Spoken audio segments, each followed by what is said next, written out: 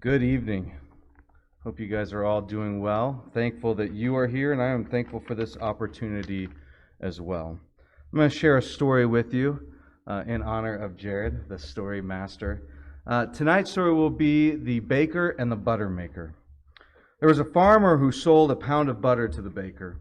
And one day the baker decided to weigh the butter to see if he was getting a pound, and he found that he was not. This angered him, and he took the farmer to court. The judge asked the farmer if he was using anything to measure, and the farmer replied, "Your Honor, I'm a primitive man. I don't have the proper measurement tools, but I do have a scale." And the judge asked, "Well, then how do you weigh the butter?" The farmer replied, "Your Honor, long before the baker started buying butter from me, I've been buying a pound of loaf of bread from him. And so every day when the baker brings the bread, I put it in the scale and give him the same weight in butter." If anyone is to be blamed, it's the baker. Tonight we're going to talk very briefly about you get out what you put in. If you would look in Luke chapter 6, beginning in verse 38.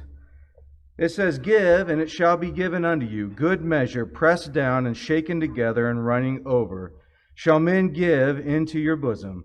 For with the same measure that ye meet withal, it shall be measured to you again." We get what we put into things in life. And so this evening we're going to look at one more verse, and we're going to talk about the things that we can find in that verse. And that verse is Matthew chapter 22, beginning in verse 36.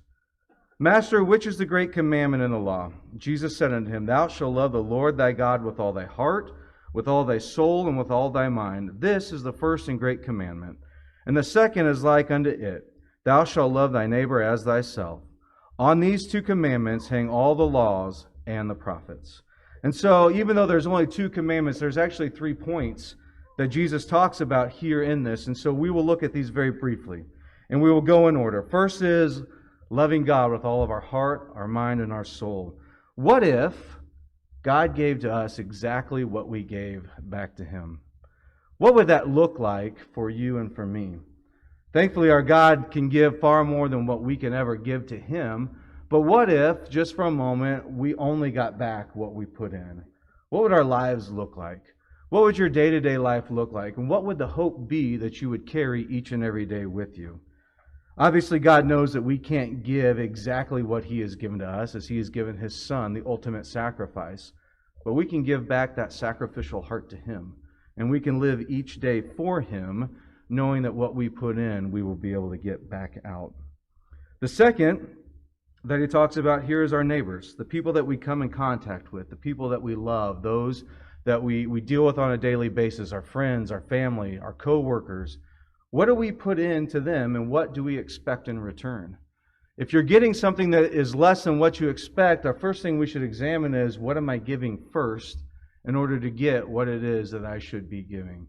The golden rule, do unto others as you would have them do unto you, fits this perfectly. The idea that if I want something, I should have to give something in order to give that, and that is our love and our devotion one to another. Think about our families. Are we getting the relationships out of our families that we truly want? And if not, are we giving those relationships to those people the way they deserve it as well? And the last one that he talks about, although we skim over it very quickly, is self. We must love our neighbor as ourselves, which means all of these things start with us. I know Connor did a lesson not long ago about, do I love myself enough to do what is right? And that's the whole premise. Do I love myself enough to realize how much love has been shown to me by God? Do I put in enough to self in order to enjoy the blessings and the joys that are given to me, not only by God, but those that are around us as well? And so this week, as we go out through the rest of this week, I'm laying the challenge to myself, and if you'd like to join me in that, please do. And that is to look at the aspects of my life, and am I putting in what I want out of it? And if I am not, am I willing to change that and put in more? If you have any needs, come now as we stand and sing the song of invitation.